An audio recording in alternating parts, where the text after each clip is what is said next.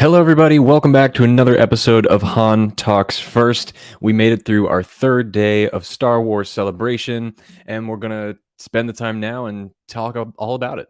I'm going to talk about the panels that went on today. Some big news was dropped. We saw some exclusive footage about things that are about to come to Disney Plus. A lot of guests were there today, more than there were on the first 2 days. I have one really funny story to tell you about something that happens with Anthony Daniels. And then I have another funny story. Not too much funny, but like a really sweet story about something that happened before one of the panels. And yeah, I'm just going to tell you everything else that happened today. I got some other cool stuff. People like Pedro Pascal, Giancarlo Esposito, Rosario Dawson. I saw Claudia Gray for the first time ever. And Jon Favreau, of course. Tons of people were there today. So it was a big day for Star Wars Celebration. Can't wait to break it down with you here. Welcome to the show. I'm Han. This is Han Talks First. Let's get started. So who talks first? You talk first? I talk first. Okay, so before we really jump right into it, I wanted to share, I've been saying for the past several days that I really wanted to get an exclusive Funko while I was at Star Wars Celebration, and the Funko exhibit was very limited. There was only certain moments in time which you could actually go. You had to make reservations. Not all the general admission people got to get in, so I was really disappointed. And most of the vendors that were selling Funkos, first of all, weren't even exclusive Funkos. They were Funkos that you could find on Amazon really easily. But what was really kind of annoying, the Funkos that they were selling there, they were selling for $100, $120 average $100 to $120 for a Funko Pop. And they were claiming it was limited edition. There was only so many made. You can't find them anywhere else.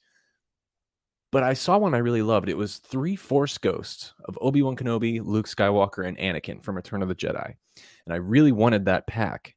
And I looked it up on, the guy was selling it for, I think, $120. So I looked it up on Amazon, and I saw it for $20 on Amazon. Brand new, never been opened. So why in the world were some of these people selling their Funkos for $100, $120? It just made no sense to me.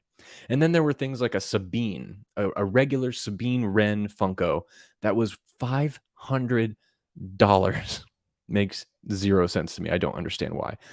But what I'm getting around to is I went today over to the box lunch lounge area, checked out some of their merch, spun the wheel. I didn't win anything, but what I did find there that they had, which I was kind of shocked they still had some, was one Funko exclusive Luke Skywalker.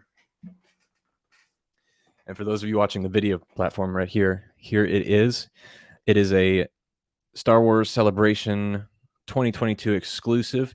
What makes this one really different than, I guess, the other Luke Skywalkers is the silver platform, which is kind of the theme for this year. Silver or gray, off black, that kind of thing. So this is what I got. And the best part is $15. $15. An exclusive Funko to Celebration was cheaper than other Funkos, like regular Funkos at Star Wars Celebration. Made zero sense to me, but at least I finally got one. And that's really the main thing I wanted as far as like merchandise went, was just something that said Celebration on it, and then something that was Funko. So I guess I won. So I didn't really get any other big merchandise things or toys or anything else. I didn't do another mystery box today just because yesterday I was kind of disappointed with my mystery box, so I didn't want to get disappointed again, unfortunately. So, but yeah, we're going to talk about The Mandalorian Season 3. They showed us a trailer today, and they showed us, surprisingly, sizzle footage of the Ahsoka TV show that's coming out. And I actually am not sure if they're going to release that to the public or not, because it was very early footage. So, if when we get to that part of the discussion, I'll warn you, because if you don't want to know anything, you can just, turn away and come back later. And then I'm going to share, like I said, some funny stories about one Anthony Daniels and then something else too. But let's start off by jumping right into this Mandalorian panel, because this was probably for a lot of people the highlight of the day. So obviously, John and Dave were there. It's their show. They're kind of the leaders in Star Wars television right now. And of course, they had the entire cast, Giancarlo, Pedro Pascal, um, what's his name? The guy from the Rocky movies. Wow, I feel so bad. I can't. Carl Weathers, Katie Sackhoff, Rosario Dawson, everybody. They were all there. And they were all just so happy to be there. It was nice to see. And then, of course, little Grogu. So some of the things that they kind of released as far as like information about the show was, of course, the trailer, which looks really high quality, looks almost like a movie. It was very well rendered and a very well edited trailer. And I don't know if they've released that out yet or not, but if not, it's probably coming out tomorrow. So keep your eyes open. And one of the things that was very interesting about it was they announced finally that the release date officially, February 2023, which we all assumed was the general time period it was going to come out, since they have wrapped shooting, they're editing, doing post and VFX right now. So February, not too far away, half a year, but it looks good. It looks really cool. And I think what we can expect to see is a lot of Bo-Katan. A lot of Bo-Katan. She's going home to Mandalore and reclaiming the throne. And it's probably going to be this type of storyline with Mandalore versus the Mandalorian Din Djarin, and probably getting those two separate factions of Mandalores fighting against each other. You know, the Creed versions, and then or the This Is the Way version. I forget what they call themselves, and then the regular Mandalorians that we all are familiar with from before the Mandalorian. So it looks really cool. The other awesome bit of information about the Mandalorian was that we found out that what's his name? Rick Famuyiwa. He's directed multiple episodes of the Mandalorian season 1 and 2, and it was just announced that he is officially now an executive producer on season 3, which is really cool. So he has a lot more say in the direction, the creative of this story and where it's going to go. And I like that they're keeping it in-house, you know, as far as like people that are in charge of the series. And I think he's a great person to kind of, you know, be at that helm, because in season 1, some of his episodes were actually my favorite. I thought he did a great job with the show. And I'm excited to see what he brings to it as a producer, because Rick Famuyiwa is pretty great. But the overall thing is, you know, just the quality. I think once you guys see footage too, you'll realize, wow, this looks a lot better than we thought it was going to look. And the big question people were asking after season 2's finale was, where is the story going to go? Book of Boba Fett kind of answered that a little bit as far as Grogu's involvement, because now he's obviously back. And then the potential on maybe Luke Skywalker being in season 3, which I actually think he will be.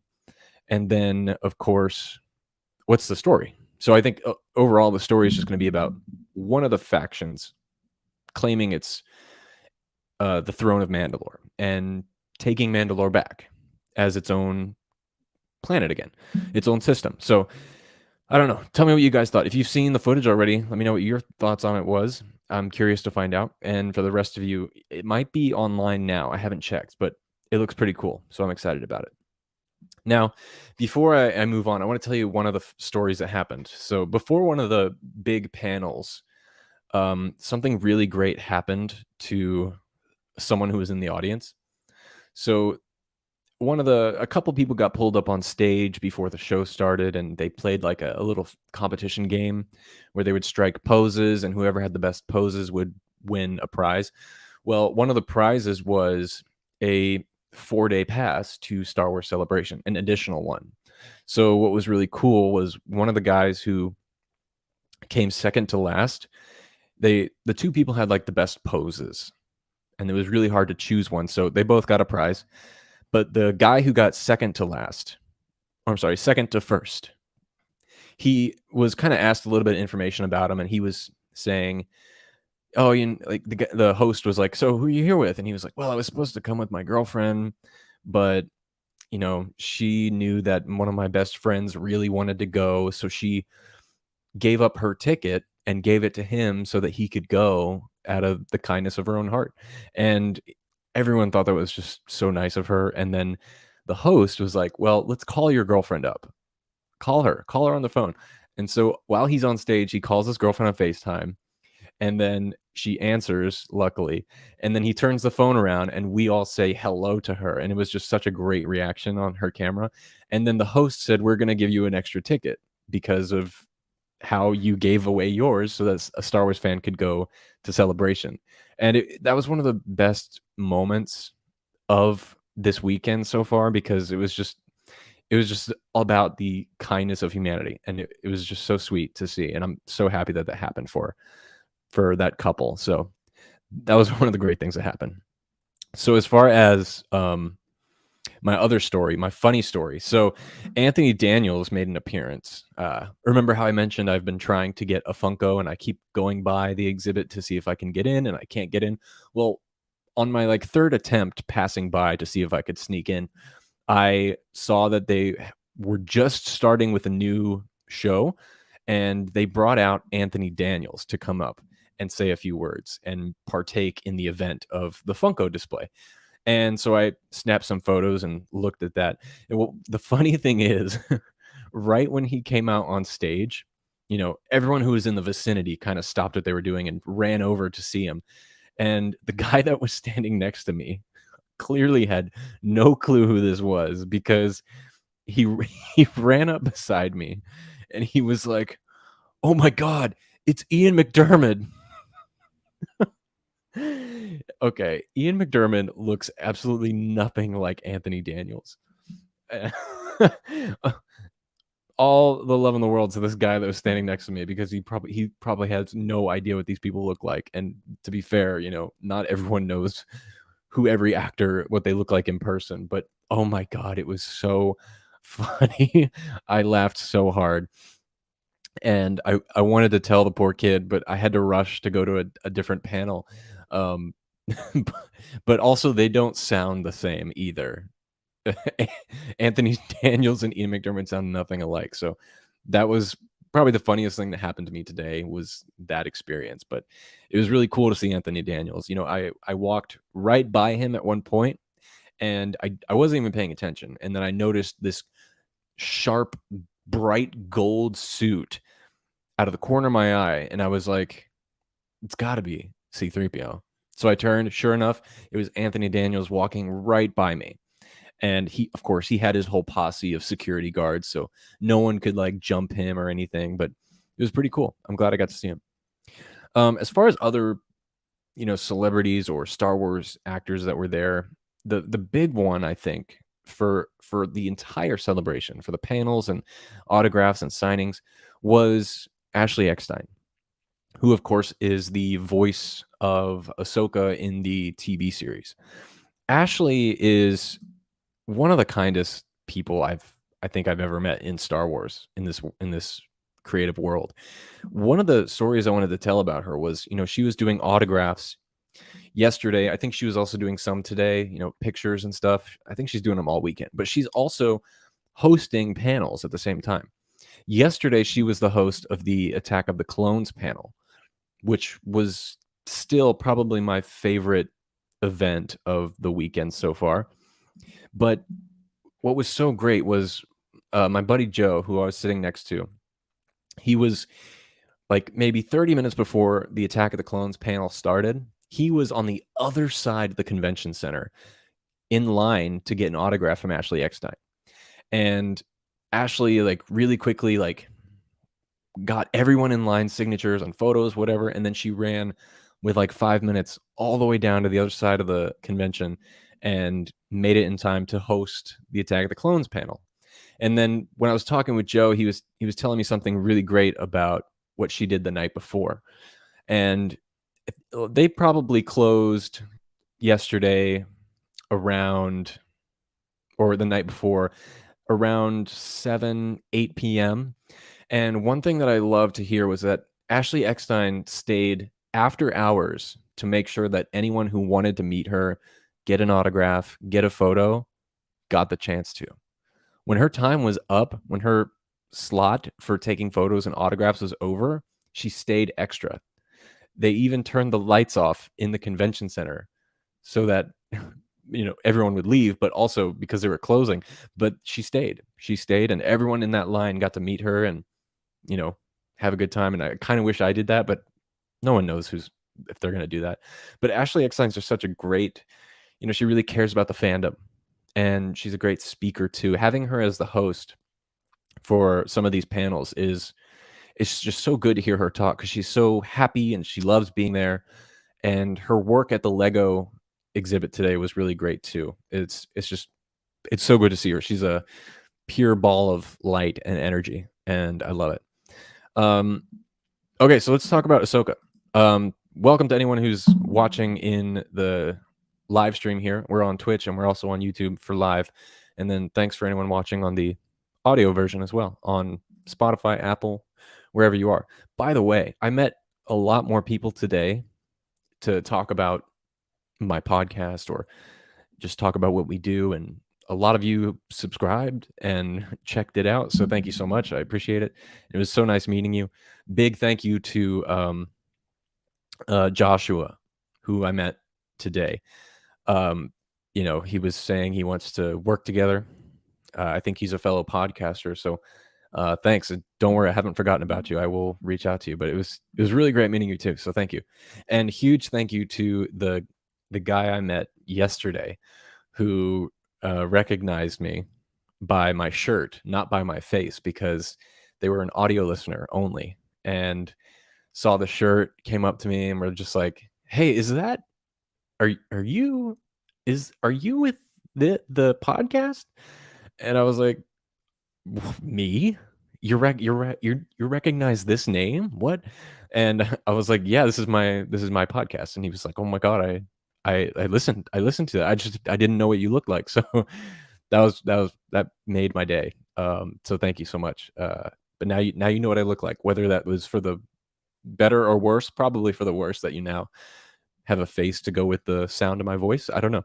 But hey, it was great meeting everybody at Celebration. So thanks so much. So Ahsoka. This was actually a big shock. Now, I had assumed that Rosario was going to be at Celebration, but the way they threw people off was by saying at the Mandalorian panel that Rosario can't make it. And then, of course, at the end, she comes walking out, and I think I have a picture of her, but I'll share it in a second. But the Ahsoka panel was a surprise because they were, no one thought they were going to have time or have anything to show about this series, yet they had. And the reason why no one thought that is because they've only been shooting the show for 3 weeks, principal photography for 3 weeks, and they actually showed footage. They actually showed something that they had, which is impressive because, again, 3 weeks and they managed to cut something for the people at Celebration. This footage, I really doubt that they will share online right now because it is very rough and very, very early. But yeah, it was pretty cool. And of course, I think the big announcement of this was that they revealed it's essentially going to be Rebels Season 5. And if any of you are Rebels fans, then you know what that means. That means Ezra, Thrawn, Hera, Sabine, Ahsoka, all together again. And of course, it's Dave Filoni, so it is essentially Rebels Season 5. So this is going to be amazing. And the biggest pop for me is seeing those green Montrals and just getting really excited about it because the cast of Rebels is live action now. That's insane. Now, when Rosario came out on stage, of course, it was a big pop because no one thought she was going to be there. And then she surprised everyone, was like, hello. And she came out with a friend. She came out with a live action, real life chopper droid. And that was one of the coolest things because I don't think I've seen that at a panel before or at a Star Wars event with like a real chopper moving droid. So that was really cool to see. And yeah, this show's going to be great. We've talked about the cast before, about Natasha Bordizzo being Sabine, who she seems really excited about and has a good chemistry with Rosario Dawson. And then we also speculated on who could play Hera, and we actually still don't know. So we'll have to wait and see. But Ahsoka is potentially going to come out August of next year, I think is what was said. So a little bit after Mandalorian, which is pretty cool. So yeah, Now, as far that was pretty much everything that happened today. Now, in about 10 minutes, they're doing a Q&A with Doug Chang, who is another one of my heroes at Lucasfilm. He's the vice president. He was in charge of concepts and art at during the prequels for those films, and he's done a lot for Lucasfilm and for visual effects in general. One of the great things he said yesterday was about the prequels. He said that when they were making The Phantom Menace, George wanted to, obviously it was a prequel, so they had to go back in time in that universe. And so the way they did the concepts for like the vehicles and the world and the costumes and everything, the way they designed it was looking in our history and taking things from our past and trying to make those Star Warsy. So for example, like old-timey cars. If you look at the prequel ships, they look like old-timey sports cars with the big engines and the big mufflers and all that kind of stuff, and they're all rounded. Today, cars are very boxy, or especially in the late 90s, early 2000s, which is kind of like the Empire, box cars, Jeep Grand Cherokees. So it was interesting to hear that from him, and he showed some of his original concept drawings. And the best part about what he said about creating the prequels was when he was designing the stuff, when he was drawing it up, Lucasfilm was on the cutting edge of digital art. And so they had everything they could ever want to do digital art, drawing digitally, painting digitally. But what he decided to do was, since they were going back in time in the universe, he decided to go back in time at Lucasfilm, and he did all his concept art with paper and a pencil. And they showed some of that on the screen, and it was beautiful stuff. It was kind of hard to believe because how good it looked, because Doug Chang originally was not an artist, and George Lucas and Lucasfilm actually inspired him to get into it, which is insane to me. The Lucasfilm company brings out literally the best in artists, I think. And some of them even said that at the Light and Magic panel, which is on the documentary that's coming out a little later this year, which I'm also really excited for. So, yeah, that was pretty much it for today. Tomorrow is a Star Wars Visions look back, and I think they're going to take that opportunity to announce a season 2. And if they do that, honestly, I don't think a season 2 would come until earliest late of next year, like maybe October, November, December. And then tomorrow is also The Bad Batch season 2. So they're definitely dropping a trailer because that comes out in August. And I think it plays right after Andor, or maybe at the same time. But yeah, Bad Batch 2 is tomorrow. And then also tomorrow, another big one is a behind the scenes of Return of the Jedi's creature shop. So they will have people who worked on the practical effects of Return of the Jedi at a panel tomorrow, which is really cool. And then, of course, the closing ceremony is at around 3:30 p.m. So not much tomorrow. It's going to be kind of dead, I think. But there's still a couple of cool things there that I think people are going to get a lot out of. But as far as for me, this was probably the slowest day for me. I mean, these are really long convention days, and I'm usually up at like 5 in the morning to get ready and to drive there. But it was fun. Again, I think the best part is meeting cool people like you all. I think the biggest shock for me was yesterday, the Fallen Order 2 trailer, or I'm sorry, Jedi Survivor from the Fallen Order franchise. That trailer, because there are, like I said, the first day, there's zero presence for Star Wars games at this convention, which is so weird to me because they just announced that pretty much game licenses have been opened up to all game developers. So it's interesting. There was one game exhibit presence, and that was for Star Wars Hunters, the mobile game. And I'm telling you, their display is massive. It's one of the bigger ones there. It's larger than the Funko exhibit, which is crazy to me because it's a mobile game. And I didn't spend any time there because, honestly, it's a mobile game. I'm not too into that.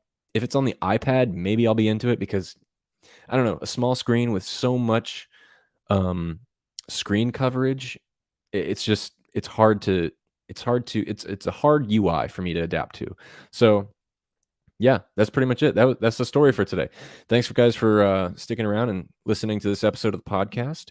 I hope you guys are having a wonderful day, and please consider subscribing so you don't miss an episode, and check out other and many episodes on the podcast feed: Spotify, Apple, Stitcher, Amazon, you name it. This has been my Star Wars Celebration coverage. I'm uploading clips from the panels on my YouTube page. I just uploaded one about Ewan McGregor telling a story about a farting incident on the set of Attack of the Clones. Go watch it. It's hilarious, and it's with Ewan McGregor, Tamara Morrison, Daniel Logan, Anthony Daniels, what's his name? The guy who invented Photoshop. John Knoll. I think it's John Knoll. And also the guy who voiced the droids in the Clone Wars series. And of course, Ashley Eckstein. It was and Hayden Christensen. It was a great panel. I'm uploading clips all day and all day tomorrow too. So go check those out. It's all good stuff.